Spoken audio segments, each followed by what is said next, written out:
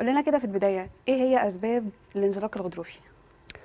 حضرتك هو الغضروف عامة ده بيبقى موجود ما بين الفقرات علشان يمتص الصدمات ويوزع الحمل بتاع الجسم، بحيث ان ما يحصلش كسر في الفقرة او حمل على الفقرة.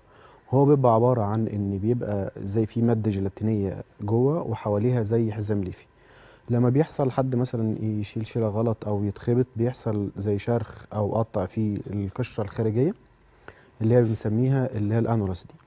بعد كده بيبدأ يحصل بروز للغضروف. الغضروف لما بيحصل فيه بروز بيبدأ يضغط على الأعصاب اللي جنبيه، اللي بيبدأ يعمل أعراض الغضروف اللي المريض بيجي يشتكي منها. أعراض الغضروف دي بتبقى على حسب مكان الغضروف، يعني احنا عندنا فقرات عنقية. طب احنا اعراض، اه لو هنتكلم عن الاعراض الغضروف بقى، ايه ده بيبقى سبب زياده الوزن مثلا هي اللي ممكن بتعمل ده، ولا في مشاكل تانية؟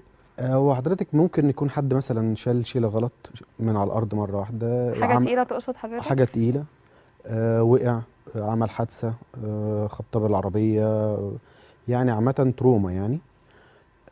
طبعا مع زيادة الوزن هي بتسهل في الموضوع، ضعف في العضلات بيخلي الموضوع أسهل إن يحصل الانزلاق الغضروفي.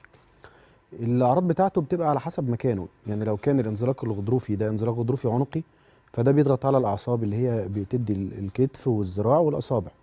فتلاقي تمام. العيان يجي يقول أنا حاسس بتنميل، شكشكة، حرقان، وجع في إيدي، وجع في رقبتي، صوابعي بتنمل. ده لو كان في العنق. لو كان في الظهر بيدي الأعراض اللي احنا طب بنقول انت عليها. حضرتك معانا فيديو، بس ممكن حضرتك تعلق عليه؟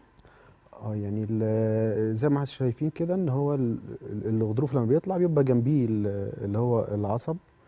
طبعا الجزء اللي طالع ده بيبقى ليه تأثير زي تأثير كاوي او حارق على العصب، بيدي بقى اعراض التنميل والحرقان والشكشكه عند المريض، وبيعمل عنده اعراض اللي احنا بنسميها اعراض عرق النسا.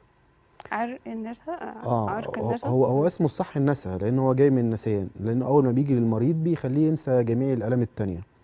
ده طبعا المريض بيجي يقول لي انا عندي حس بسيخ نار في رجلي كلها، رجلي بتوجعني من اول اعلى الفخذ لحد صابع الرجل، بيحس بتنميل، بشكشكه، بحرقان، بيحس باحساس زي لسع او حرق كده، بيبقى مستمر معاه وبيزيد اكتر بالليل.